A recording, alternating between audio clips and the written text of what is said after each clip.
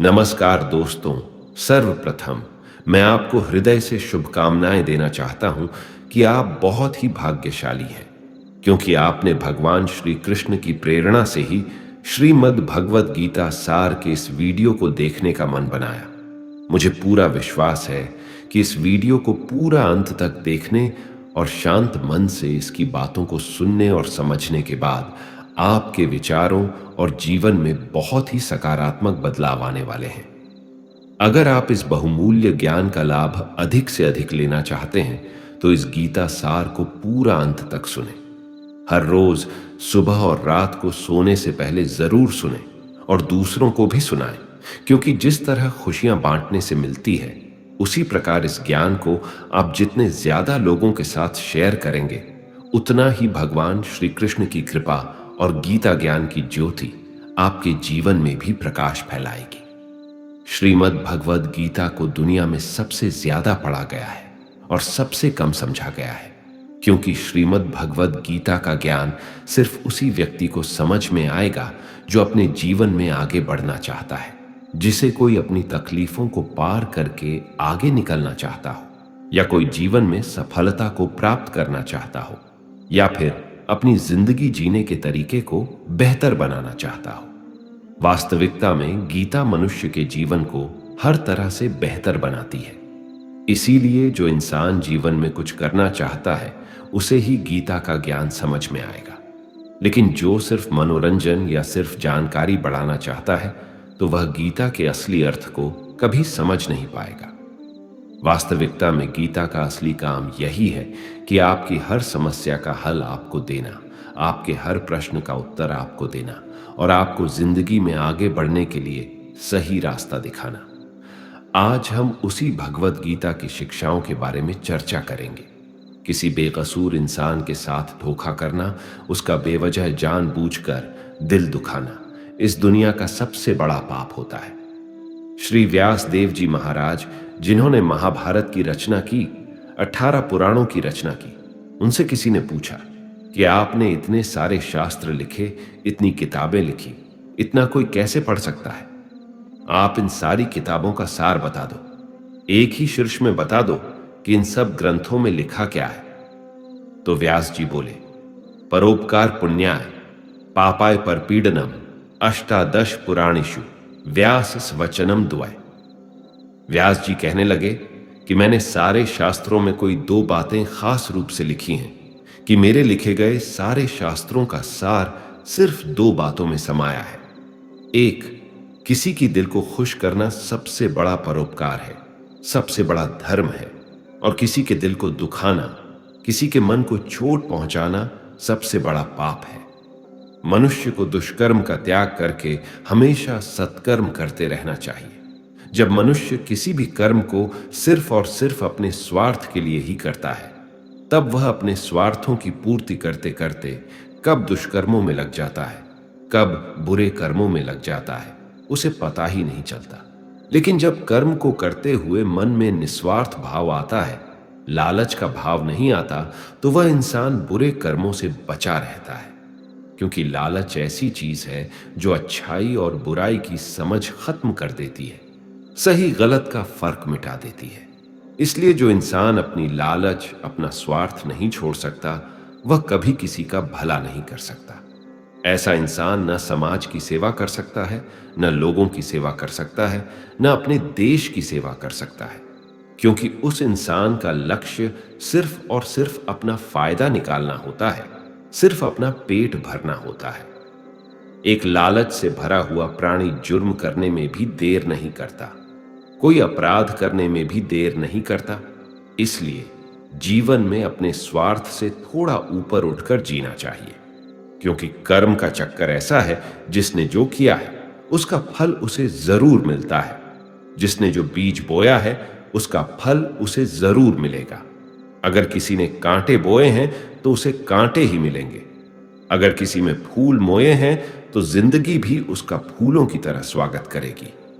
यह कलयुग अर्थ और काम का युग है। इसका मतलब आज के युग में लोग आपसे सिर्फ तभी रिश्ता रखेंगे, आपसे सिर्फ तभी प्रेम से बात करेंगे, या तो उनका आपसे कोई काम बनता हो, या आपसे किसी को पैसे मिलते हो। आज के समय में किसी के मीठे शब्दों से उसके चरित्र को अच्छा मत समझ लेना। ये मीठे शब्द आपको फंसाने के लिए बोले जाते हैं। जैसे ही किसी का स्वार्थ आपसे पूरा हो जाता है, फिर पता चलता है कि उस इंसान की असली जुबान कैसी है, क्योंकि इंसान को छलने के लिए मीठे शब्दों से बड़ा और कोई हथियार नहीं होता। अपना काम बनाने के लिए लोग आपकी तारीफ भी करेंगे। अपना काम बनाने के लिए लोग आपको अपना भी कहेंगे, अपना बनाएंगे भी। अपना काम निकालने के लिए लोग आपसे रिश्ता भी जोड़ेंगे। लेकिन अगर आप उनके इस व्यवहार को सच समझकर इसमें फंस जाएंगे, तो आगे चलकर आपके दिल को बहुत बड़ा धक्का लगेगा। कहते हैं ना, वक्त आने पर गधे को भी बाप बनाना पड़ता है। वास्तविकता में यह वही युग चल रहा है जहां लोग अपना स्वार्थ पूरा करने के लिए किसी भी हद तक गिर सकते हैं। किसी शहर में एक गुरुजी का नाम बहुत प्रसिद्ध था। सब लोग उनको बहुत मानते थे। तो वहां का एक व्यापारी उन गुरुजी के पास गया और गुरुजी से कहने लगा कि मुझे अपना शिष्य बना लो, मुझे दीक्षा दे दो। तो गुरुजी ने उस व्यापारी को दीक्षा देकर अपना शिष्य बना लिया। दूसरे दिन उस व्यापारी ने अपने गुरुजी की तस्वीर अपनी दुकान पर लगा दी। जब लोग वहां से गुजरने लगे तो वह लोगों से कहने लगा कि आप उससे सामान खरीदो। सबसे अच्छा और सबसे सस्ता सामान में ही बेचता हूं। मैं अपने गुरुजी की कसम खाकर कहता हूं कि मैं आपसे कोई लाभ नहीं कमा रहा। धीरे धीरे बात गुरुजी के कानों तक पहुंची कि कोई एक व्यक्ति है जो आपका नाम लेकर, आपकी कस्में खाकर लोगों को सामान बेचता है, लोगों को बेवकूफ बनाता है, और लोग उसके पास इसलिए चले जाते हैं क्योंकि वह आपका शिष्य है, और यहां तक कि वह आपकी कस्में भी खाता है। और लोग उस पर भरोसा कर लेते हैं कि अपने गुरु की कसम खाता है तो कैसे यह धोखा कर सकता है। एक दिन गुरुजी उसकी दुकान पर गए तो गुरुजी ने जाकर देखा कि वास्तविकता में यह मेरी कस्में खाकर के लोगों को सामान बेचता है। तो गुरुजी ने उस व्यापारी से कहा कि तुम मेरे शिष्य होकर लोगों के साथ धोखा क्यों करते हो? तुम्हें तो अच्छे काम करने चाहिए। तो वह व्यापारी बोला, मुझे गुरु शिष्य कुछ समझ नहीं आता, मुझे सिर्फ अपना फायदा समझ आता है। मैंने देखा कि सारा शहर आपको मानता है, तो मुझे समझ आया कि आपको गुरु बनाने से मुझे बहुत फायदा मिलेगा। मेरी कोई धर्म में रुचि नहीं है, मेरी फायदे में रुचि है। और जब से मैंने आपका नाम लेना शुरू किया, आपके नाम की कस्में खाने शुरू की, तब से मेरा व्यापार और बढ़ गया है। यह सुनकर गुरुजी को बहुत धक्का लगा कि कैसा समय आ गया है, कैसा युग आ गया है कि लोग अपने फायदे के लिए किसी भी हद तक जा सकते हैं। यह एक ऐसी वक्त की विडंबना है कि लोग अपने मां बाप तक को नहीं छोड़ते, अपने गुरु तक को नहीं छोड़ते। इंसान इंसान को नोच के खा रहा है। हर इंसान कोशिश करता है कि सिर्फ मेरा फायदा होना चाहिए, चाहे सामने वाले का कितना ही नुकसान क्यों ना हो जाए। आज के युग में अगर आप किसी को अपना फायदा उठाने दोगे तो लोग वह मौका कभी नहीं छोड़ने वाले। इसीलिए किसी के मीठे शब्दों में, किसी की अपनेपन की बातों में कभी मत फंसना, बल्कि आंखें खोलकर इंसान को परखना सीखो, सच्चाई को देखना सीखो। सबसे ज्यादा धोखा इंसान इंसान के साथ अपनेपन की आड़ में करता है कि तुम तो मेरे अपने हो, तुम तो मेरे खास हो, तुम तो मेरे दिल के करीब हो, तुम्हारे साथ मैं ऐसा कैसे कर सकता हूं? कभी ऐसा हुआ है क्या कि जिसे आप जानते ही ना हो वो आपको चोट पहुंचा जाए? अक्सर आपको चोट वही लोग पहुंचाते हैं जो आपके अपने होते हैं, जो आपके दिल के करीब होते हैं। गीता का इतना अद्भुत ज्ञान महाभारत की ऐसी लड़ाई पर आए लोगों में नहीं थी। यह भाइयों की लड़ाई थी, एक ही परिवार की लड़ाई थी, और करोड़ों लोग उस लड़ाई में मारे गए। क्यों? क्योंकि अपना ही अपने का सुख नहीं देख पाया, अपना ही अपने की खुशी से जलता रहा। आपने कभी गौर किया? आप जिसे भी यह कह दोगे ना कि वह आपके लिए खास है, कि आप उसे अपना मानते हैं, देखना आज नहीं तो कल वह आपको चोट जरूर पहुंचाता है। वक्त लगता है, एक दिन में बात समझ नहीं आती, लेकिन एक दिन जरूर समझ आती है कि यहां कोई अपना नहीं है। इस शिक्षा का उद्देश्य यह नहीं है कि हम लोगों से नफरत करने लग जाएं या लोगों से गलत व्यवहार करने लग जाएं। इस शिक्षा का यही अर्थ है कि आप लोगों के भरोसे मत बैठे रहो। आप किसी से यह उम्मीद लगाकर मत बैठ जाओ कि यह आपका जिंदगी भर साथ देगा, कि वह आपका साथ कभी नहीं छोड़ेगा। अरे सब साथ छोड़ते हैं। आपकी जिंदगी में कई लोग आएंगे और कई लोग जाएंगे। यह जो आप अपने दिल में बिठा के बैठ जाते हैं कि यह मेरा हमेशा साथ देगा, यह बात कभी अपने दिमाग में मत आने देना। हमेशा के लिए तो हमारा शरीर भी हमारे साथ नहीं रहेगा, वह भी एक दिन छूट जाता है। तो आप लोगों से क्या उम्मीद लगाते हो? याद रखना, किसी के साथ अगर बहुत ज्यादा नेह लगाओगे, मोह लगाओगे, तो दुख तो सहना ही पड़ेगा। लेकिन अगर आप इस संसार में सब लोगों से बाहर से चलोगे, ऊपर ऊपर से चलोगे, तो आपको कोई चोट नहीं पहुंचा सकता। अगर दुख से छूटना चाहते हो तो जो कुछ भी जिंदगी में आपको ईश्वर ने दिया है, चाहे वह कोई इंसान हो या कोई जॉब हो या घर हो, आपके पास जो भी कुछ है उसके लिए दिन में 3 बार ईश्वर का धन्यवाद जरूर करें। क्योंकि जो लोग धन्यवाद के भाव में जीते हैं, उनके जीवन से शिकायत का भाव चला जाता है, और जिसे अपने जीवन में किसी से भी कोई भी शिकायत नहीं है, उसके जीवन में दुख टिक ही नहीं सकता है। सिंपल सा गणित है। अगर आपके जीवन में 100% धन्यवाद का भाव है, कृतज्ञता का भाव है, तो शिकायतें और मन की तकलीफें 0% पर रहेगी। लेकिन अगर आपके जीवन में 50% धन्यवाद का भाव है, 50% शिकायतें हैं, तो जीवन में दुख और सुख दोनों आते जाते रहेंगे। लेकिन अगर आपकी जिंदगी में 100% शिकायतें ही शिकायतें हैं और 0% धन्यवाद का भाव है, तो आपका मन हमेशा दुखी रहेगा। क्या आपको पता है कि दुख भी जगह ढूंढता है कि इस इंसान को हर बात से तकलीफ होती है, ये मेरा पक्का ग्राहक है, अगर मैं इसके पास जाऊंगा तो यह बहन खोल के मेरा स्वागत करेगा, क्योंकि इसे हर चीज से तकलीफ होती है। याद रखना, जीवन में शिकायतें जितनी ज्यादा होगी, दुख भी उतना ज्यादा होगा। और जिंदगी में जितना धन्यवाद का भाव होगा, कृतज्ञ का भाव होगा, जीवन उतना ही आनंद से भर जाएगा। ईश्वर को धन्यवाद हम ईश्वर के लिए नहीं करते हैं, हम खुद के लिए करते हैं। हम यह महसूस करने के लिए करते हैं कि कियों को वह सब कुछ नहीं मिला जो ईश्वर ने, प्रकृति ने हमको दिया है। एक व्यक्ति तपती हुई धूप में चला जा रहा था। बहुत गरीब था। पैरों में पहनने के लिए चप्पल भी नहीं थी। ऊपर से तेज धूप पड़ रही है और गर्मी से उसके पैर जल रहे हैं। वह धूप में चला जा रहा था और ईश्वर से शिकायत कर रहा था कि हे ईश्वर, यही है तेरा न्याय, मुझे इतना गरीब बनाया है। क्या दिया है तुमने मुझे?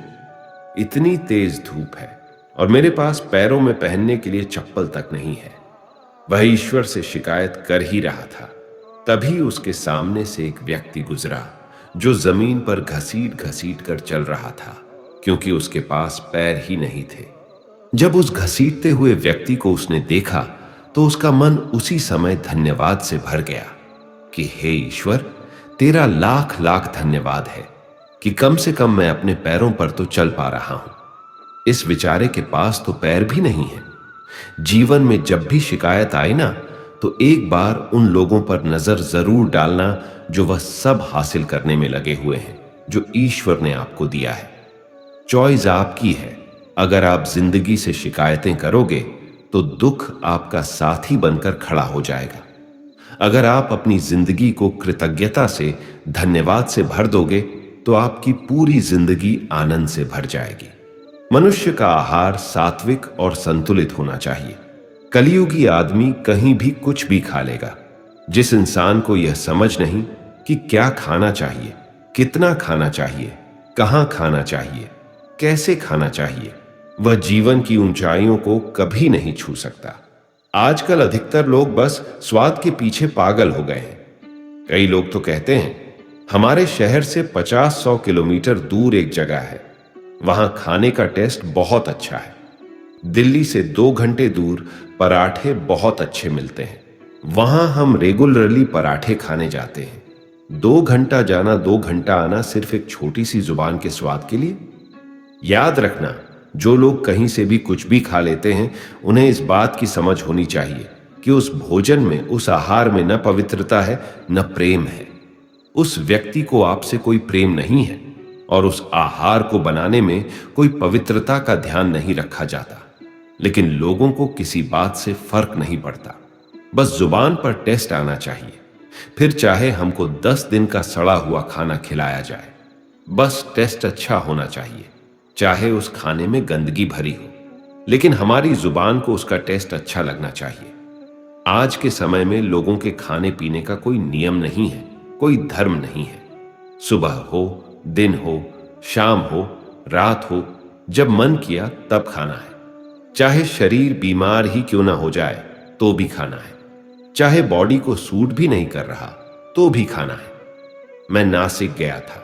वहां पर लोगों ने बताया कि यहां मिसल पाव खाने के लिए लोग 2 से 3 घंटे लाइन में खड़े रहते हैं।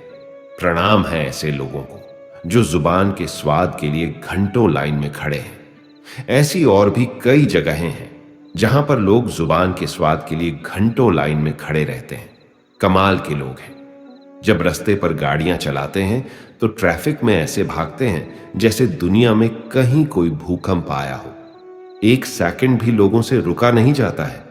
गाड़ियां एक दूसरे के ऊपर चढ़ा देनी है, बस हमें भागना है। लेकिन जब खाने की बात आती है तो लोग घंटों लाइनों में खड़े हो जाते हैं। आज के समय में लोगों ने जुबान के स्वाद को बहुत ज्यादा महत्व दे रखी है, जिसे खाना ही उनकी जिंदगी का लक्ष्य है। लेकिन श्रीमद् भगवत गीता सिखाती है कि इंसान जैसा आहार खाता है वैसा ही उसका मन होता है, वैसे ही काम करता है वह, वैसे ही एक्सपीरियंस को फील करता है। श्री कृष्ण कहते हैं कि सात्विक अन्न से मन सात्विक होता है, शांत होता है, खुश रहता है, और जो तामसी और राजसी आहार करते हैं उनका मन चिड़चिड़ा होने लगता है। ऐसे लोगों को बहुत जल्दी गुस्सा आ जाता है, मन भी अशांत रहता है। जो खाना आप अपने शरीर में डाल रहे हैं उसे हल्के में मत लेना। वही आपका विचार बनने वाला है और वही आपका अनुभव बनने वाला है।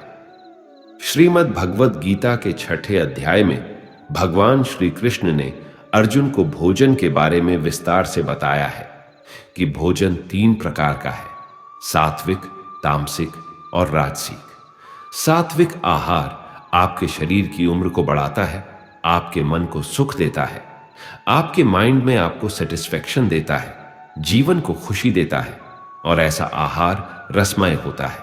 राजसी आहार दुख, शोक और रोग उत्पन्न करने वाला होता है। इसीलिए बहुत ज्यादा गर्म, तीखा और जलन पैदा करने वाला खाना रजोगुणी आहार कहा जाता है। और जो खाना घंटों पहले बनाया गया हो, जीवों की हत्या करके बनाया गया हो, बहुत अपवित्रता से बनाया गया हो, बहुत ज्यादा गर्म, बहुत ज्यादा तीखा और खट्टा हो, या जिसमें नशीले पदार्थ डाले जाते हो, ऐसा खाना तमोगुणी आहार कहा गया है। और इनमें से जैसा आप खाना खाएंगे वैसे ही आपकी बुद्धि होगी, वैसे ही आपका जीवन बनने वाला है।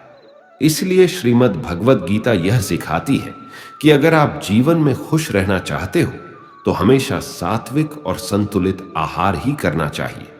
खुद को ऐसा कभी मत बनाओ कि लोग आपका इस्तेमाल करके चले जाएं।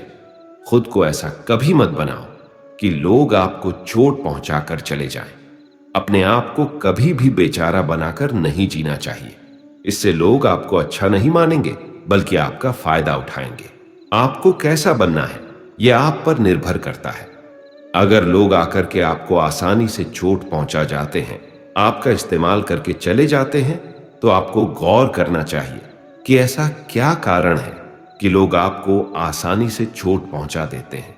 क्योंकि कई लोग दुनिया में ऐसे होते हैं जिसे बात करने में भी लोगों को डर लगता है। जिस इंसान का मन मजबूत है उसे कोई चोट नहीं पहुंचा सकता, लेकिन जो इंसान मन से ही कमजोर है उसे चोट पहुंचाना बहुत आसान हो जाता है। इसीलिए यह बहुत जरूरी है कि आपका मन मजबूत होना चाहिए, आपके विचार मजबूत होने चाहिए। कमजोर मन और कमजोर विचारों के साथ जियोगे तो जगह जगह आपको चोट ही लगती रहेगी। इसलिए अपने आप को ऐसा कभी मत बनाओ कि आपको कोई भी चोट पहुंचाकर चला जाए। जब तक आप औरों से सम्मान की उम्मीद करते रहोगे, तब तक आपका अपमान होता ही रहेगा। जब तक आपको यह इच्छा है कि कोई आपकी कदर करे, तब तक आपकी कोई कद्र नहीं करेगा। सम्मान चाहने वाले का अपमान निश्चित ही होता है। आप कभी गौर करना, जिस इंसान को सम्मान की सबसे ज्यादा लालच होती है, वह इंसान जगह जगह पर खुद को अपमानित महसूस करता है। वह कहते हैं ना कि शादियों में फूफाजी मुंह बना लेते हैं, हर चीज पर खुद को अपमानित महसूस करते हैं। क्यों? क्योंकि उनके मन में सम्मान पाने की कामना है, और वह सम्मान पाने की कामना ही उन्हें जगह जगह पर अपमानित महसूस कराती है। हालांकि कोई उनका कुछ करता नहीं है, लेकिन जब जिस सम्मान को पाने की उम्मीदें मुंह लगाकर बैठते हैं, उसी की वजह से उन्हें लगता है कि हर जगह हमारा अपमान हो रहा है। कुछ अजीब ही चक्र है।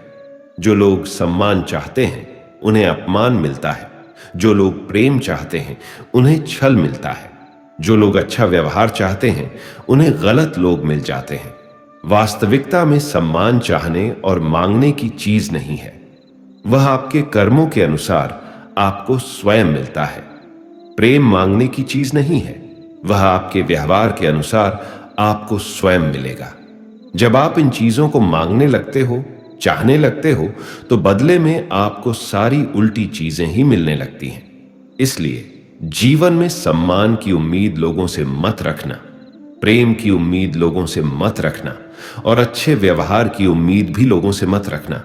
कई लोग कहते हैं कि हम कम से कम इतना तो डिजर्व करते हैं कि सामने वाला हमसे अच्छा व्यवहार करे।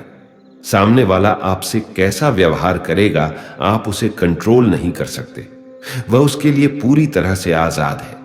वह आपके साथ अच्छा व्यवहार करें या बुरा व्यवहार करें, आप उसमें कुछ नहीं कर सकते। इसलिए ऐसी चीजों को चाहना ही छोड़ दो जिन पर आपका कंट्रोल नहीं है। हां, अच्छा व्यवहार करना वह आपके हाथ में है। लोगों को प्रेम देना वो आपके हाथ में है। लोगों के साथ सम्मान से चलना वह आपके हाथ में है। लेकिन बदले में यह चीजें खुद के लिए चाहना वह आपके हाथ में कभी नहीं हो सकता। लेकिन जिस पल आप सम्मान, प्रेम और अच्छे व्यवहार की चाहना छोड़ देते हो, प्रकृति अपने आप ही आपको यह सब चीजें देना शुरू कर देती है। जो इंसान स्वयं से खुश नहीं, वह दुनिया में किसी भी चीज से खुश नहीं हो सकता। आज के समय में अधिकतर लोग खुशी के लिए भटकते रहते हैं। उनकी खुशी उनके वर्तमान में नहीं होती, या तो उनकी कल्पनाओं में होती है या उनके भविष्य में होती है। जिस इंसान की खुशी इस पल में नहीं है, वह खुशी के लिए हमेशा भटकता रहता है। जो इंसान अपने आप से ही खुश नहीं, अगर वह किसी रिश्ते से भी जुड़ेगा तो उस रिश्ते में भी उसे दुख ही मिलेगा। अगर वह किसी काम से जुड़ेगा तो उस काम में भी उसे दुख ही मिलेगा। वह जहां जाएगा, अपने साथ अपने दुख की ऊर्जा साथ ले जाएगा। याद रखना, जगह बदलने से, रिश्ते बदलने से, काम बदलने से खुशी नहीं आती। लेकिन इंसान खुद को बदल दे तो जिंदगी में खुशियां जरूर आती हैं। जो लोग खुद से खुश नहीं होते, वह खुशी के मौके पर भी कोई ना कोई दुख ढूंढ लेते हैं। वास्तविकता में खुश रहना और दुखी रहना एक माइंड की प्रोग्रामिंग है, एक मेंटल ट्रेनिंग है। अगर आप भी अपने माइंड को बार बार हर चीज में उदास होने की ट्रेनिंग दे रखी है, दुखी होने की ट्रेनिंग दे रखी है, तो धीरे धीरे आपका मन खुश होना ही भूल जाएगा। लेकिन अगर आपने अपने मन को छोटी छोटी बातों पर खुश होने की आदत डाली है, तो आप जिंदगी के हर पल में खुशियों को जी पाएंगे। इतनी सी बात अगर किसी को समझ में आ जाए कि खुशियां और दुख हमारे माइंड की प्रोग्रामिंग से चलती है, तो आप अपनी जिंदगी को खुशहाल बना सकते हो, या फिर आप अपनी जिंदगी को दुखों के अंधेरे में धकेल सकते हो। इसीलिए इसे समझना बहुत जरूरी है। जीवन में अगर खुश रहना है तो छोटी छोटी चीजों में भी खुशियों को देखने की नजर होनी चाहिए, नहीं तो बड़ी से बड़ी खुशी में भी आपका मन दुख ही ढूंढ लेगा। जिस इंसान को अपनी जिंदगी में, अपने आसपास की दुनिया में, अपने रिश्तों में हमेशा सब कुछ बुरा ही दिखाई देता है, सब कुछ गलत ही दिखाई देता है। ऐसा इंसान बहुत जल्दी ही डिप्रेशन में चला जाता है। जो इंसान अपनी जिंदगी में एक भी खुशी नहीं ढूंढ पाया, खुश रहने का एक भी कारण नहीं ढूंढ पाया, उसके हैप्पी हार्मोन्स धीरे धीरे कम होने लगते हैं और अकेलापन, उदासी, डिप्रेशन उसके जीवन में बढ़ने लगते हैं। माना कि बाहर की परिस्थितियों को आप कंट्रोल नहीं कर सकते, लेकिन उन परिस्थितियों में आपको खुश रहना है या आपको दुखी होना है, यह पूरा चुनाव सिर्फ आपका है। कई लोग कहते हैं कि ऐसी परिस्थितियों में कोई कैसे खुश रह सकता है, तो फिर दुखी रहो। और अगर दुखी रहना नहीं पसंद, तो फिर अपनी परिस्थितियों को बदलने की कोशिश करो। और कोई ओन ऑप्शन नहीं है आपके पास। या तो जो परिस्थिति चल रही है उसमें खुश रहो, अगर वह परिस्थिति पसंद नहीं आ रही है तो उस परिस्थिति को बदल दो। लेकिन अगर आप दोनों नहीं कर पा रहे तो आप हमेशा पिसते रहोगे, क्योंकि ना तो आप परिस्थिति बदल पा रहे हो, ना ही आप अपने विचार बदल पा रहे हो। खुश रहना है तो दोनों में से एक चीज तो बदलनी ही होगी। या तो परिस्थिति बदलो या फिर अपने मन के विचार बदलो। और अगर दोनों नहीं बदल सकते तो फिर दुखी रहने के लिए तैयार रहो। यह कहानी महाभारत और भागवत गीता की है। एक बार एक कौवे की गरुड़ से दोस्ती हो गई। दोनों काफी समय एक दूसरे के साथ गुजारते थे। उनमें मित्रता इतनी गहरी हो गई थी कि आपस में कभी कोई बात नहीं छिपाते थे। एक दिन दोनों एक नदी के किनारे पेड़ पर बैठे बात कर रहे थे कि तभी एक यमदूत उधर से गुजरा। वह कौवे को देखकर मुस्कुराया। गरुड़ और कौवे ने उस यमदूत को अनदेखा किया और अपनी बातों में लग गए। लेकिन अगले दिन फिर वही हुआ। दोनों बातें कर रहे थे, तभी वही यमदूत फिर उधर से गुजरा। वह फिर कौवे को देखकर मुस्कुराया। इस बार कौवे को कुछ शंका हुई। उसने गरुड़ से कहा कि यमदूत मुझे देखकर कल भी मुस्कुराया था और आज भी वैसे ही मुस्कुराया। कुछ गड़बड़ है, हो सकता है मेरी मृत्यु आने वाली है। गरुड़ ने उसे समझाया कि ऐसा कुछ नहीं है, यह एक संयोग भी हो सकता है, तुम चिंता मत करो। 2-3 दिन और ऐसे ही निकले। रोज यमदूत कौवे को देखकर मुस्कुराता। अब तो कौवे को यकीन हो गया कि निश्चित ही मेरी मौत नजदीक है। उसने गरुड़ से कहा, मित्र, मैं मरना नहीं चाहता, लेकिन ये यमदूत जरूर 1-2 दिन में मेरे प्राण निकाल कर ले जाएगा। ये रोज ही मुझे देखकर मुस्कुराता है। गरुड़ को भी लगा कि हो सकता है कौवे का शक सही हो। उसने कौवे को धैर्य बंधाया। गरुड़ ने कौवे से कहा, तुम चिंता मत करो मित्र, मैं तुम्हें यहां से इतनी दूर ले जाऊंगा कि यह यमदूत तुम्हें दिखाई ही ना दे। गरुड़ ने कौवे को अपनी पीठ पर बैठाया और उस जंगल से हजारों किलोमीटर दूर कैलाश पर्वत पर ले गया। दोनों को अब यह डर नहीं रहा कि यहां कोई उन्हें परेशान कर सकता है। लेकिन वे जैसे ही कैलाश पर्वत पर पहुंचकर एक गुफा तक पहुंचे, वहां यमदूत पहले से ही मौजूद था। उसने कौवे को देखते ही उस पर पाश फेंककर उसके प्राण निकाल लिए। गरुड़ देखता रह गया। उसने यमदूत से पूछा, तुमने इसे मारा क्यों? यमदूत ने कहा कि इसकी मौत इसी समय लिखी थी, इसीलिए इसके प्राण निकाल लिए। गरुड़ ने फिर पूछा, तो फिर तुम इसे देखकर उस जंगल में मुस्कुराते क्यों थे? इसे मारना ही था तो वहीं मार देते। यमदूत ने जवाब दिया, इसकी मौत कैलाश पर्वत पर ही लिखी थी, लेकिन 4-5 दिन पहले इसे उस जंगल में देखकर मुझे आश्चर्य हो रहा था कि ये इतने कम समय में वहां पहुंचेगा कैसे, क्योंकि इसके पंख भी छोटे हैं और ये लंबी उड़ान भी नहीं भर सकता, तो हजारों योजन दूर कैलाश तक यह पहुंचेगा कैसे? यही सोचकर मैं रोज मुस्कुराकर गुजर जाया करता था। लेकिन भाग्य देखो, तुम इसके परम मित्र ही इसे यहां तक इतने कम समय में ले आए। तो दोस्तों, जीवन और मृत्यु भाग्य की ही तो बात है। इससे कहीं भी छिपा या बचा नहीं जा सकता।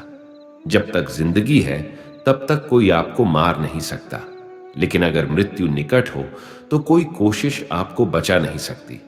तो दोस्तों, मौत से डरना या घबराना नहीं चाहिए। बस सुबह शाम भगवान का ध्यान करना चाहिए। भगवान ही हर जगह हमारी मदद करते हैं। क्योंकि भगवान का स्मरण करने से मौत भी टल जाती है। इससे जुड़ी एक बहुत ही रोचक और प्यारी कहानी हमें गीता में मिलती है। कन्नौज में एक दासी पति ब्राह्मण रहता था। उसका नाम अजामिल था। यह अजामिल बड़ा शास्त्र था। शील, सदाचार और सद्गुणों का तो खजाना ही था। ब्रह्मचारी, विनयी, जितेंद्रिय, सत्यनिष्ठ, मंत्र वेदता और पवित्र भी था। इसने गुरु, संत, महात्माओं सबकी सेवा की थी। एक बार अपने पिता के आदेशानुसार वन में गया और वहां से फल, फूल, समिधा तथा कुश लेकर घर के लिए लौटा। लौटते समय उसने देखा कि एक व्यक्ति मदिरा पीकर किसी वेश्या के साथ विहार कर रहा है। वेश्या भी शराब पीकर मतवाली हो रही है। अजामिल ने कुछ भी नहीं किया और उन्हें देखने के कारण काम के वश में हो गया। अजामिल ने अपने मन को रोकने की बहुत कोशिश की, लेकिन नाकाम रहा। अब ये मन ही मन उसी वेश्या का चिंतन करने लगा और अपने धर्म से विमुख हो गया। अजामिल सुंदर सुंदर वस्त्र, आभूषण आदि वस्तुएं जिनसे वह प्रसन्न होती ले आता। यहां तक कि उसने अपने पिता की सारी संपत्ति देकर भी उसी कुलटा को रिझाया। यह ब्राह्मण उसी प्रकार की चेष्टा करता जिससे वह वेश्या प्रसन्न हो। इस वेश्या के चक्कर में इसने अपने कुलीन, नवयुवती और विवाहिता पत्नी तक का परित्याग कर दिया और उस वेश्या के साथ रहने लगा। इसने बहुत दिनों तक वेश्या के मल समान अपवित्र अन्न से अपना जीवन व्यतीत किया और अपना सारा जीवन ही पापमय कर लिया। वह कुबुद्धि से, न्याय से, अन्याय से, जैसे भी जहां कहीं भी धन मिलता वहीं से उठा लाता। उस वेश्या के बड़े कुटुंब का पालन करने में ही व्यस्त रहता। चोरी से, जुए से और धोखाधड़ी से अपने परिवार का पेट भरता था। एक बार कुछ संत इसके गांव में आए। गांव के बाहर संतों ने कुछ लोगों से पूछा कि भैया, किसी ब्राह्मण का घर बताइए, हमें वहां पर रात गुजारनी है। इन लोगों ने संतों के साथ मजाक किया और कहा, संतों, हमारे गांव में तो एक ही श्रेष्ठ ब्राह्मण है जिसका नाम है अजामिल, और इतना बड़ा भगवान का भक्त है कि वह गांव के अंदर नहीं रहता, गांव के बाहर ही रहता है। अब संत जन अजामिल के घर पहुंचे और दरवाजा खटखटाया। भक्त अजामिल, दरवाजा खोलो। जैसे ही अजामिल ने दरवाजा खोला तो संतों के दर्शन करते ही मानो आज अपने पुराने अच्छे कर्म उसे याद आ गए। संतों ने कहा कि भैया, रात बहुत हो गई है, आप हमारे लिए भोजन और सोने का प्रबंध कीजिए। अजामिल ने स्वादिष्ट भोजन तैयार करवाकर संतों को भोजन करवाया। जब अजामिल ने संतों से सोने के लिए कहा तो संत कहते हैं, भैया, हम प्रतिदिन सोने से पहले कीर्तन करते हैं, यदि आपको समस्या ना हो तो हम कीर्तन कर लें। अजामिल ने कहा, आप ही का घर है महाराज, जो दिल में आए सो करो। संतों ने सुंदर कीर्तन प्रारंभ किया और उस कीर्तन में अजामिल बैठा। सारी रात कीर्तन चला और अजामिल की आंखों से खूब आंसू गिरे, मानो आज आंखों से आंसू नहीं पाप धुल गए। सारी रात भगवान का नाम लिया। जब सुबह हुई, संतजन चलने लगे तो अजामिल ने कहा, महात्माओं, मुझे क्षमा कर दीजिए, मैं कोई भक्त वक्त नहीं हूं, मैं तो एक महापापी हूं। मैं वैश्या के साथ रहता हूं और मुझे गांव से बाहर निकाल दिया गया है।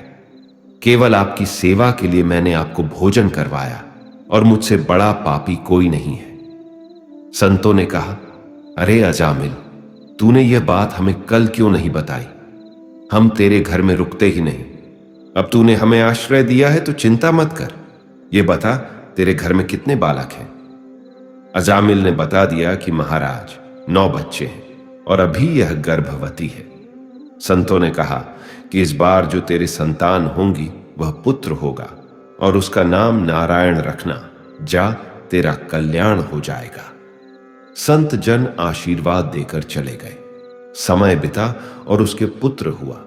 उसका नाम रखा नारायण। अजामिल अपने नारायण पुत्र में बहुत आसक्त था। अजामिल ने अपना संपूर्ण हृदय अपने बच्चे नारायण को सौंप दिया था। हर समय अजामिल कहता था, नारायण भोजन कर लो, नारायण पानी पी लो, नारायण तुम्हारा खेलने का समय है, तुम खेल लो। हर समय नारायण नारायण करता रहता था।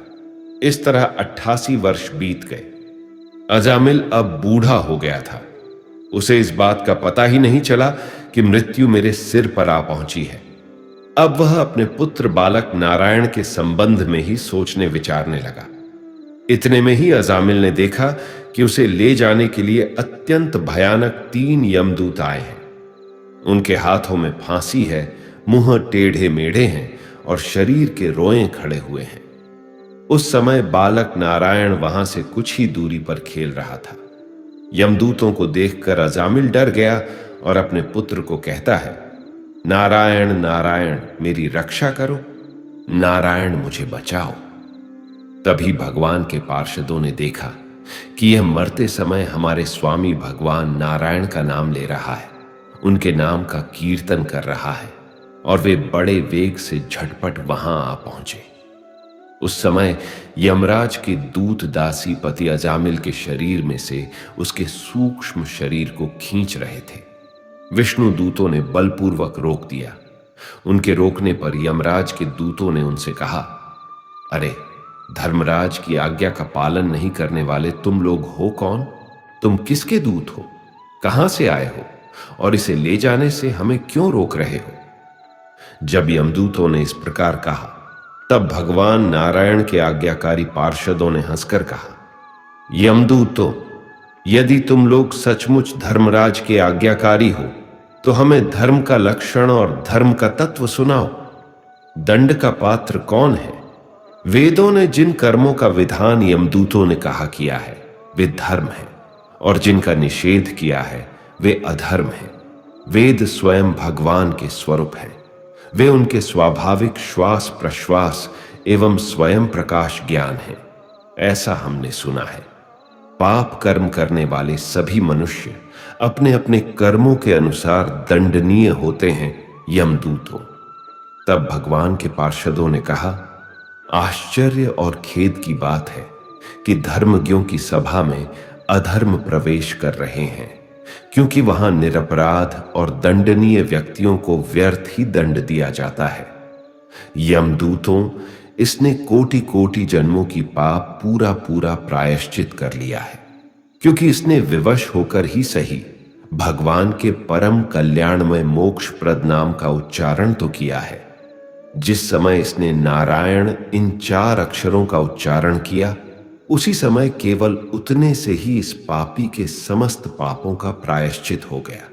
चोर, शराबी, मित्रद्रोही, ब्रह्माघाती, गुरु पत्नी गामी ऐसे लोगों का संसार की स्त्री, राजा, पिता और गाय को मारने वाला, चाहे जैसा और चाहे जितना बड़ा पापी हो, सभी के लिए यही इतना ही सबसे बड़ा प्रायश्चित है कि भगवान के नामों का उच्चारण किया जाए, क्योंकि भगवान नाम के उच्चारण से मनुष्य की बुद्धि भगवान के गुण, लीला और स्वरूप में रम जाती है और स्वयं भगवान की उसके प्रति आत्मीय बुद्धि हो जाती है।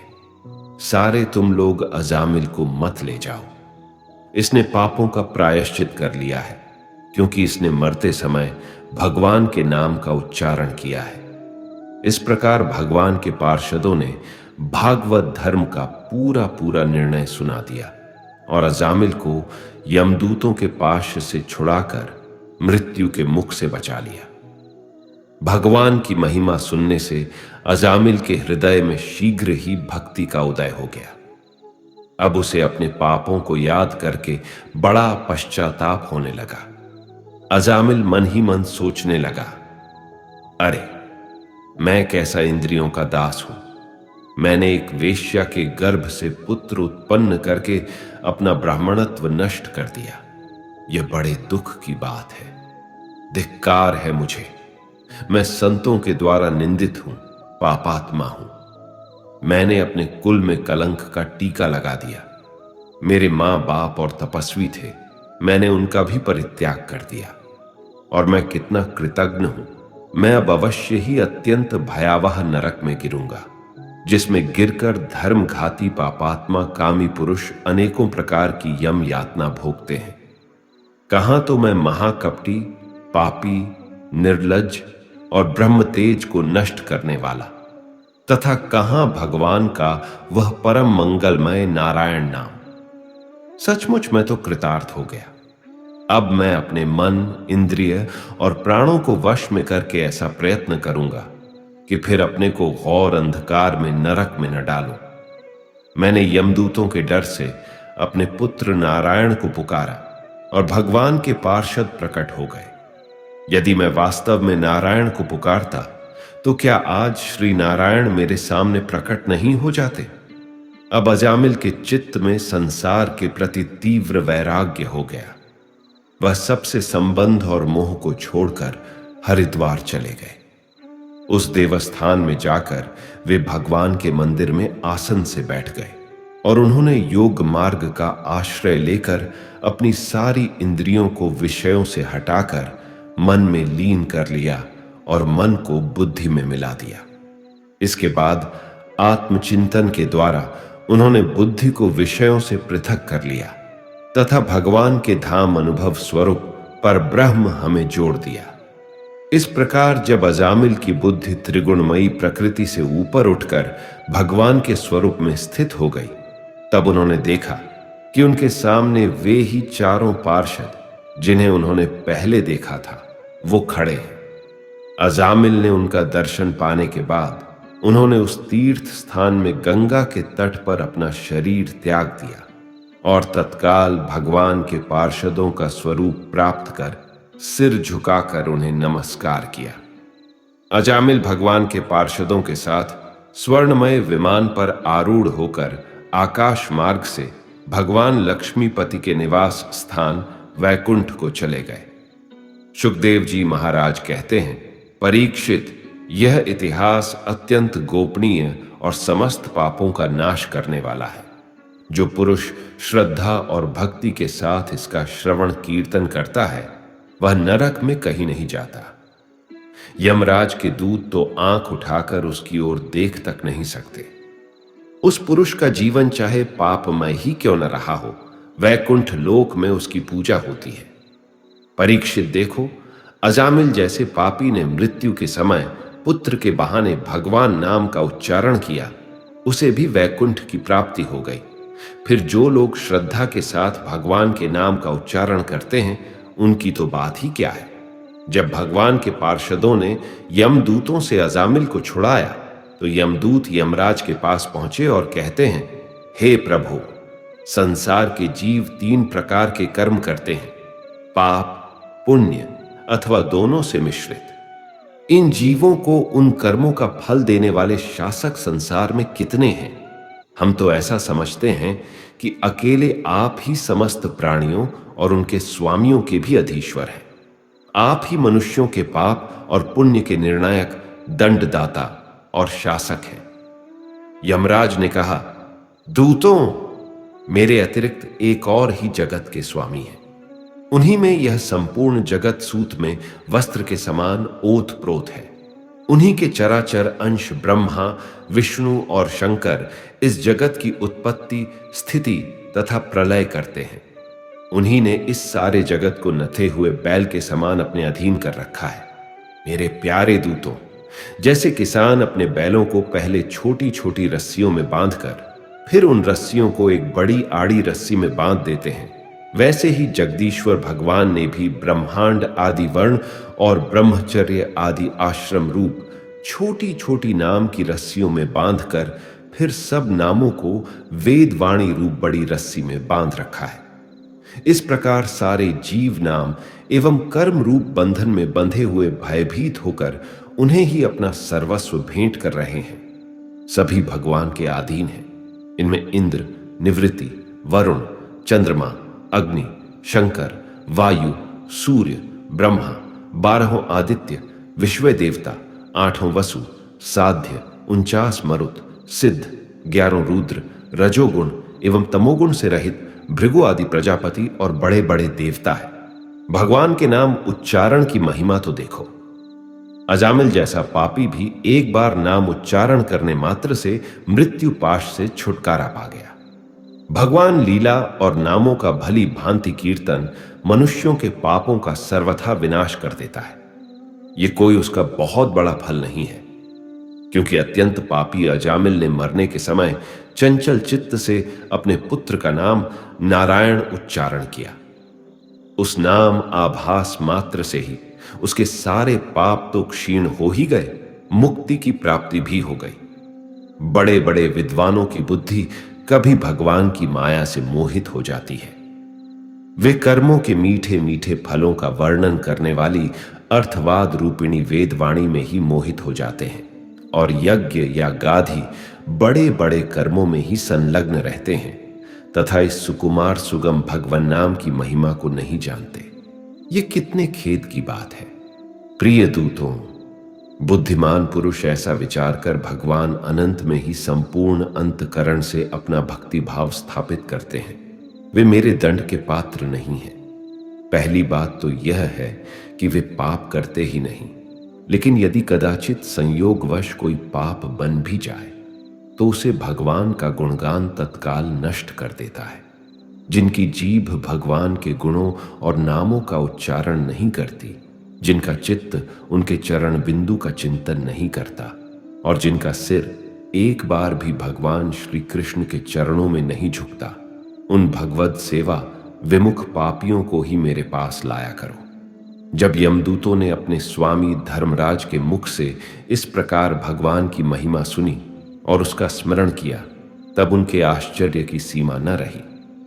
तभी से वे धर्मराज की बात पर विश्वास करके अपने नाश की आशंका से भगवान के आश्रित भक्तों को देखने में भी डरते हैं। श्री कृष्ण भगवान ने गीता में कहा है, हमें कर्मों का फल तो भोगना ही पड़ेगा, चाहे कोई कितनी ही होशियारी कर ले, पर कर्मों का डंडा सबको लगेगा। गीता में भगवान श्री कृष्ण कहते हैं कि चाहे आपने कोई भी कर्म किया हो, उसका फल आपको जरूर भोगना पड़ेगा। अगर आपने अच्छा कर्म किया है या जाने अनजाने में हो गया हो, तो किसी मुश्किल वक्त में आपको वह आपके अच्छे कर्म उस मुश्किल वक्त से बचा लेंगे। और अगर आपने गलत कर्म किया है, पाप किया है, किसी के साथ धोखा किया है, तो उसकी सजा भी आपको जरूर मिलेगी। इंसान कितना ही छुपकर कर्म करे, लेकिन कहते हैं इस परमात्मा के ईश्वर के चारों तरफ कैमरे लगे हुए हैं। हमारे एक एक कर्म पर वो प्रकृति, वो परमात्मा अपनी दृष्टि बनाए रखते हैं। इस दुनिया में हारे हुए इंसान की, तकलीफ में पड़े इंसान की कोई मदद नहीं करता।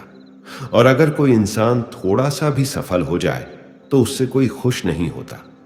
इसीलिए अपना दुख किसी को मत बताओ और अपनी खुशी किसी के आगे मत जताओ। आप अगर अपने दुख दुनिया के आगे शेयर करोगे, लोगों के आगे शेयर करोगे, तो लोग आपसे दूर भागना शुरू कर देंगे, क्योंकि उन्हें पता है कि जितना इसके पास रहेंगे, इसके दुखड़े सुनने पड़ेंगे और यह कभी भी हमारी मदद मांगेगा। इसलिए बेहतर है इससे दूर ही रहो। और जैसे ही आप सफल हो जाते हैं तो लोगों को वह भी अच्छा नहीं लगता। ये दुनिया भी बड़ी अजीब है। दुखी इंसान की मदद नहीं करती और जो इंसान खुश है उसे खुश नहीं रहने देती। उसकी खुशी से भी लोगों को तकलीफ होती है। आपने हजारों बार यह सुना होगा कि दुख में कोई किसी का साथी नहीं होता, तो भी लोगों को समझ नहीं आता, तो भी लोग दूसरों को जाके अपने दुख बताते हैं। दूसरों से उम्मीद लगाते हैं कि वह उनकी मदद करेंगे।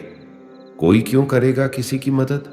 और क्यों खुद को इतना कमजोर बनाना कि दूसरों की मदद की जरूरत पड़ जाए? और क्यों आप अपनी खुशियों को दूसरों को बताए बिना नहीं जी सकते? कई लोगों को आदत होती है, जब तक अपनी सफलता के बारे में, अपनी खुशियों के बारे में 10-20 लोगों को नहीं बता देंगे, तब तक उनका मन भरता ही नहीं है। इसीलिए ही जब आप अपनी खुशियां लोगों को बार बार बताते हो, तब आपके बनते हुए काम भी रुक जाते हैं, बनते हुए काम भी बिगड़ जाते हैं। क्योंकि काम बनने से पहले ही आप अपनी योजना के बारे में सबको बता देते हो। जब तक आप सफल हुए नहीं हो, किसी को कुछ मत बताओ। जब तक आपकी योजनाएं पूरी नहीं हुई हैं, किसी को कुछ मत बताओ। और जिस दिन आप सफल हो जाओगे, जिस दिन आपकी योजनाएं पूरी हो जाएंगी, तब आपको बताने की जरूरत ही नहीं पड़ेगी। लोगों को अपने आप आपकी सफलता दिख जाएगी। इसीलिए चाहे आपकी खुशी हो, चाहे आपका दुख हो, उसे अपने तक ही रखना चाहिए। दोस्तों, हम आशा करते हैं कि आप लोगों को यह वीडियो जरूर पसंद आई होगी। अगर आप लोगों को यह वीडियो पसंद आया हो तो हमारे वीडियो को लाइक करें। ऐसे ही जीवन बदलने वाली वीडियो के लिए हमारे चैनल को सब्सक्राइब करें और बेल नोटिफिकेशन आइकॉन को भी ऑल पर सेट कर लें ताकि हमारे नए वीडियो के नोटिफिकेशन तुरंत आपको आ जाए। मिलते हैं अगले वीडियो में। जय श्री कृष्णा।